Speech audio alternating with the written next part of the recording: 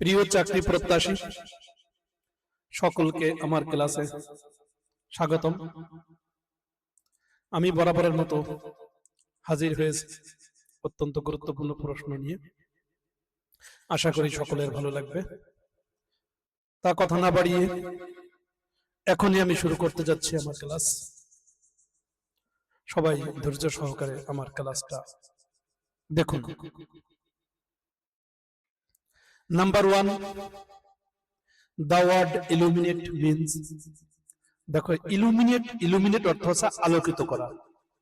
তা এই সমস্ত শব্দের অর্থ যদি পাঠতে হয় আমাদের শব্দগুলো মুখস্থ করতে হবে।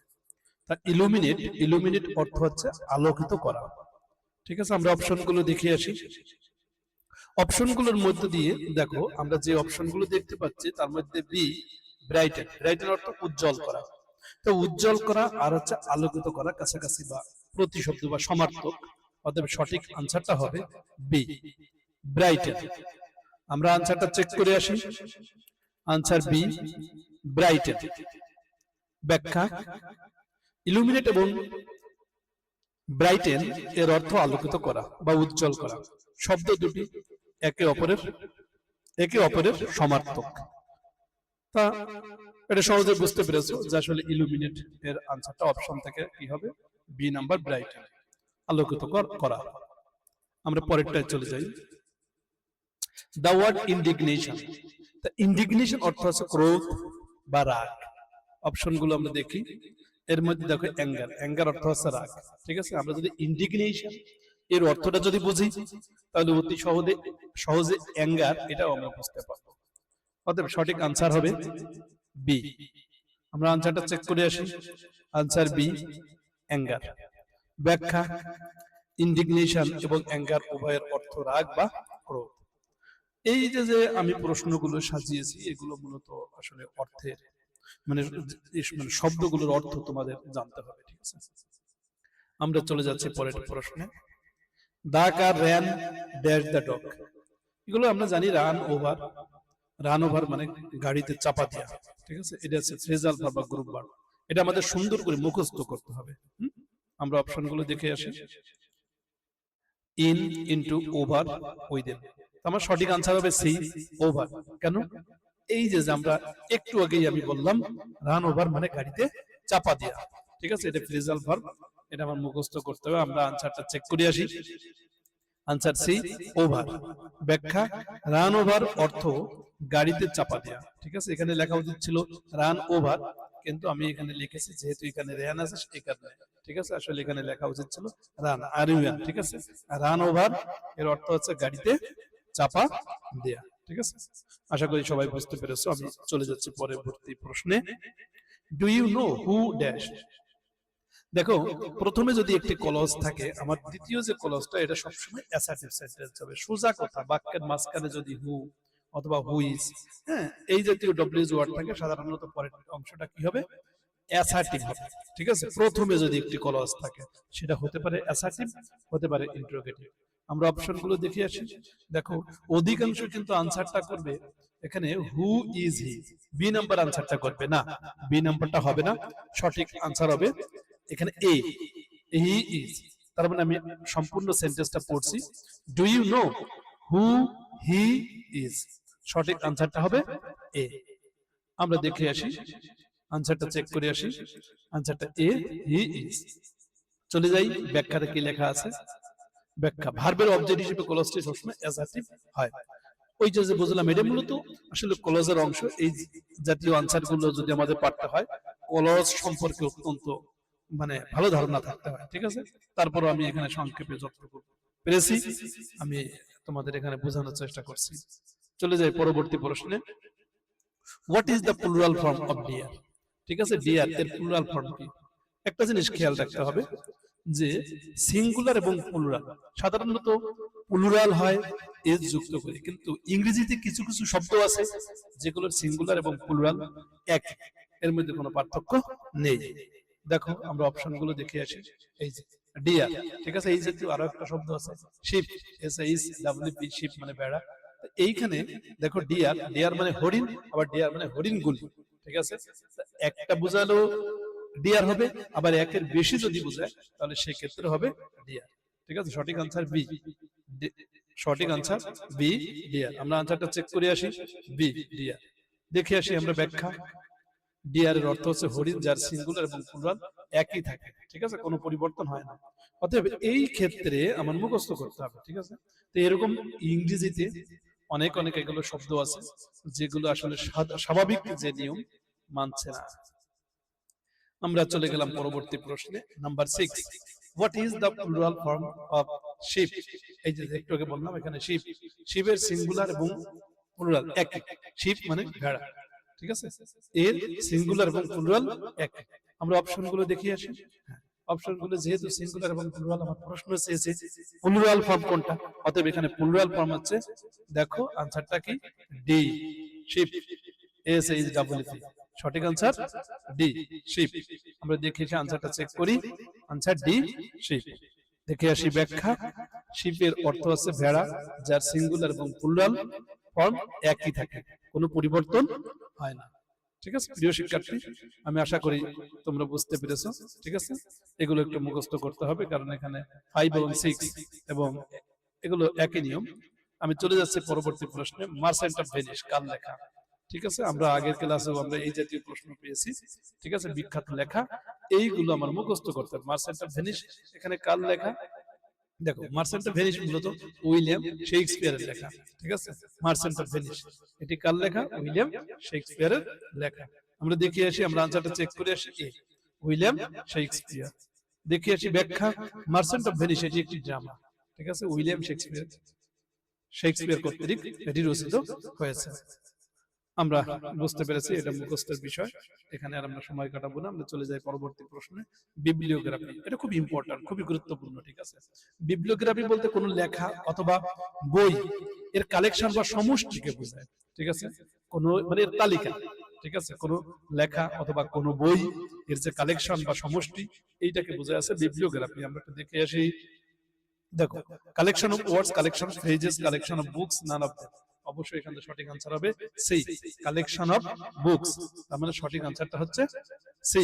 আমরা আনসারটা চেক করে আসি, সি, কালেকশন অফ বুকস। ঠিক আছে, ব্যাখ্যা। বিবলিওগ্রাফি শব্দটি কোনো বই বা লেখা সংগ্রহের তালিকাকে বোঝায়। ঠিক আছে, বিবলিওগ্রাফি মানে অর্থ হচ্ছে কোনো কি, কোনো বইয়ের এখানে কি যে সংগ্রহের যে আসলে সংগ্রহ অথবা সমষ্টি, এইটাকে বলা যাচ্ছে কি বিবলিওগ্রাফি, অথবা কালেকশন অফ বুকস। আশা করি সবাই বুঝতে পেরেছো। আমি চলে গেলাম পরবর্তী প্রশ্নে, the inspector will look dash the matter. একটু ভালো করে বোঝো, লোক।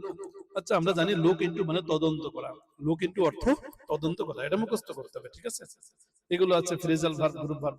তাহলে আমরা বুঝতে পেরেছি, আমরা প্রত্যেকটা ক্লাসে আমাদের ফ্রেজাল ভার্ব বা গ্রুপ ভার্ব এগুলো আমাদের থাকতেছে। ঠিক আছে, লোক ইন্টু অর্থ আছে তদন্ত করা। আমরা অপশনটা দেখে আসি। হ্যাঁ, প্রথমে এতেই আছে ইন্টু, ইন্টু, ইন্টু এটা তদন্ত করা, সঠিক আনসার হবে এ। আমরা আনসারটা চেক করে আসি, এ, ইন্টু। ব্যাখ্যাটা দেখে আসি, লুক ইন্টু এর অর্থ হচ্ছে তদন্ত করা। ঠিক আছে, আমার খুব ভালো করে মুখস্থ করতে হবে, লুক ইন্টু এর অর্থ তদন্ত করা। এইটা যদি আমরা বুঝতে পারি, লুক ইন্টু অর্থ তদন্ত করা, এটা মুখস্থ থাকলে আমরা অতি সহজে বুঝতে পারবো। আমরা চলে যাই পরবর্তী প্রশ্নে। At last the soldiers give in মানে হার মানা বা আত্মসমর্পণ করা। গিভ ইন অর্থ আছে হার মানা বা আত্মসমর্পণ করা। ঠিক আছে, আমরা একটু দেখি, যদিও এখানে পাস্ট টেন্সে দেওয়া আছে, এখানে সঠিক আনসারটা হবে ডি। ওই যে আমি আগেই বললাম, গিভ ইন মানে হার মানা বা আত্মসমর্পণ করা, অতএব সঠিক আনসার হবে ডি। ঠিক আছে, আমরা আনসারটা চেক করলাম, আনসার ডি। ব্যাখ্যা, গিভ ইন এর অর্থ হার মানা, গিভ ইন এর অর্থ হার মানা। এটা নাম মুখস্থ করতে হবে। পরেরটায় চলে যায়, she resembles dash her mother. কিছু কিছু ইংরেজিতে শব্দ আছে যে তারপরে প্রিপজিশন বসে না, যেমন রিজেম্বল। রিজেম্বল মানে দেখতে একই রকম হওয়া, যেহেতু দেখতে একই রকম হওয়া, এরপরে আর প্রিপজিশন বসবে না। কেন, এরপরে যদি আমি প্রিপজিশন যদি টু লিখি, অর্থ আবারও কি কাছাকাছি হয়ে যায়। ঠিক আছে, অতএব এরপরে প্রিপজিশন বসবে না। আমরা দেখি অপশন, ফর আছে, টু আছে, উইথ আছে, তারপরে আছে কি নো প্রিপজিশন। সঠিক আনসারটা হবে নো প্রিপজিশন। অতএব এইটা মুখস্থ করবে, রিজেম্বলস এই শব্দটির পরে কোনো প্রিপজিশন বসে না, এটা টানা মুখস্থ করবে। আমরা আনসারটা চেক করলাম, নো প্রিপজিশন। ব্যাখ্যা, এইটা ভালো করে দেখো, রিজেম্বল এর অর্থ আছে চেহারায় মিল থাকা। ঠিক আছে, রিজনেবলের পরে কোনো প্রিপজিশন বসে না। ঠিক আছে, তার মানে কি আমরা যখন আমরা এই অপশনে যখন আমরা পাবো যে রিজনেবলের পরে ড্যাশ, সেক্ষেত্রে আমরা কোনো প্রিপজিশন বসবে না, অপশন থাকবে কোনটা, নো প্রিপজিশন। আমরা চলে যাচ্ছি পরবর্তী প্রশ্নে। He who goes on foot is called, যে পায়ে হেঁটে চলে তাকে কি বলে? আমরা অপশনটা আমরা দেখে আসি। পায়ে হেঁটে যে চলে তাকে বলে পথচারী, ইংরেজিতে বলে আছে পেডেস্ট্রিয়ান। ঠিক আছে, দেখো পেডেস্ট্রিয়ান, এই যে এখানে সবগুলো শব্দগুলো আমরা দেখো, এই যে পেডেস্ট্রিয়ান, অপটিমিস্ট মানে আশাবাদী। ঠিক আছে, আচ্ছা আচ্ছা, তারপরে যে পেসিমিস্ট, পেসিমিস্ট মানে যে আশাবাদী না। ঠিক আছে, সবসময় নিরাশার মধ্যে থাকে তাকে বলে পেসিমিস্ট। আচ্ছা, এই শব্দগুলো আমাদের টানা এগুলো মুখস্থ করতে হবে। যেহেতু আমরা আমরা মূল প্রশ্নে আসি, যে পায়ে হেঁটে তাকে বলে কি, পথচারী, নাম্বার সি। ঠিক আছে, পেডেস্ট্রিয়ান। আমরা আনসারটা আমরা দেখে আসি। হ্যাঁ, পেডেস্ট্রিয়ান। ঠিক আছে, দেখো ব্যাখ্যা, পেডেস্ট্রিয়ান অর্থ হচ্ছে পথচারী, যে পায়ে হেঁটে চলে, পথ দিয়ে চলে, হ্যাঁ হাঁটে, তাকে বলে। ঠিক আছে, এটা আমাদের কিছু কিছু এই যে শব্দগুলো, এগুলো ইংলিশ ওয়ার্ড থেকে এসেছে, এখানে কোনো গ্রামাটিক্যাল তেমন কোনো নিয়ম নেই, এখানে তোমার এগুলো মুখস্থ করতে হবে। আমি চলে যাচ্ছি পরবর্তী প্রশ্নে। A person who writes about his own life rights, এটা আমি আগের ক্লাসেও সম্ভবত এখানে পড়ে যাচ্ছি। একজন ব্যক্তি যখন সে নিজের জীবন সম্পর্কে লেখে, সে মূলত লেখা আছে অটোবায়োগ্রাফি। ঠিক আছে, তার মানে সঠিক আনসারটা হবে অটোবায়োগ্রাফি। ঠিক আছে, যদি কেউ নিজের জীবন সম্পর্কে নিজেই লেখে তখন তাকে বলে অটোবায়োগ্রাফি। ঠিক আছে, এখানে আর আমি আর কোনো ব্যাখ্যা করলাম না, আমি আনসারটা চেক করি। হ্যাঁ, আনসারটা অটোবায়োগ্রাফি, ব্যাখ্যা নিজের জীবন সম্পর্কে বিস্তারিত লেখাকে আত্মজীবনী বা অটোবায়োগ্রাফি বলে। চলে যাই পরবর্তী প্রশ্ন। The place where birds are kept is called, যেখানে পাখি রাখা হয় ওই প্লেসকে আসলে কি বলা হয়? দেখো, পাখি যেখানে রাখা হয় সেটাকে বলে এভিয়ারি। ঠিক আছে, AVIARY, এভিয়ারি। এভিয়ারি অর্থ আছে যেখানে পাখি রাখা হয়। ঠিক আছে, অর্থাৎ পক্ষীশালা। এখন এইগুলো আমরা আনসারটা চেক করে আসি। হ্যাঁ, এভিয়ারি। ঠিক আছে, দেখো এভিয়ারি এর অর্থ হচ্ছে পক্ষীশালা। তার মানে কি, এই যে যে জিনিসগুলা, এগুলো কিন্তু মুখস্থ করতে হবে। ঠিক না, ইংরেজিতে অনেক শব্দ আছে, অনেক ওয়ার্ড আছে, এগুলো কিন্তু মুখস্থ ব্যাপার, যার কোনো গ্রামার নেই। ঠিক আছে, যেই শব্দের অর্থ কি, যেখানে পাখি রাখা হয় তাকে কি বলে, এভিয়ারি। ঠিক আছে, অতএব এভিয়ারি শব্দটি অর্থ হচ্ছে পক্ষীশালা। আমরা সাধারণত শব্দটি অনেকের ক্ষেত্রে আনকমন মনে হতে পারে। আমি চলে যাই পরবর্তী প্রশ্নে। আই এম টায়ার্ড ড্যাশ, এটা সম্ভবত আগের ক্লাসে হয়তো আমি কখনো হয়তো করছি কিনা আমার খেয়াল নেই। I am tired dash you, তাহলে টায়ার্ড অফ মানে বিরক্ত, টায়ার্ড অফ অর্থ হচ্ছে বিরক্ত। ঠিক আছে, আমরা দেখে আসি, আমরা অপশন দেখে আসি, বাই, ইনটু, উইথ, অফ, তাহলে সঠিক আনসারটা ডি হবে কিন্তু। ঠিক আছে, I am tired of you, আমি তোমার প্রতি বিরক্ত। আনসারটা চেক করে আসি, আনসার ডি। ঠিক আছে, অফ, হ্যাঁ বিরক্ত। ঠিক আছে, ব্যাখ্যা দেখো, এখানে টায়ার্ড অফ এর অর্থ আছে বিরক্ত। ঠিক আছে, এখানে লেখা লেখা হয়েছে আসলে বিরক্তি, এখানে আমার কথা আছে কি, বিরক্ত। ঠিক আছে, সঠিক আনসারটা হবে কি, বিরক্ত। অতএব এখানে বুঝতে পেরেছো। ঠিক আছে, প্রিয় শিক্ষার্থীরা, এখানে তোমরা বুঝতে পেরেছো যে আসলে কি, যে টায়ার্ড অফ মানে বিরক্ত, অতএব সঠিক আনসারটা হবে কি, ডি, অফ। ঠিক আছে, তো এইভাবে দেখো আমার ক্লাসটা মোটামুটি এখানে, আজকের ক্লাসটা এখানে শেষ হলো। তো এইভাবে যদি আমরা ক্লাস, যদি আমরা প্রতিনিয়ত আমরা যদি ক্লাস এভাবে যদি আমরা করি এবং প্রত্যেকটা ক্লাসে আমরা অ্যাটেন্ড করি, আশা করি সবাই সুন্দর করে এখানে বুঝতে পারবে। ঠিক আছে, এভাবে ধারাবাহিকতা বজায় রাখতে হবে। ঠিক আছে, আচ্ছা, আমি আর আজকে আর কোনো ক্লাস না বাড়িয়ে আমি আমার ক্লাস শেষ করছি। সকলকে ধন্যবাদ।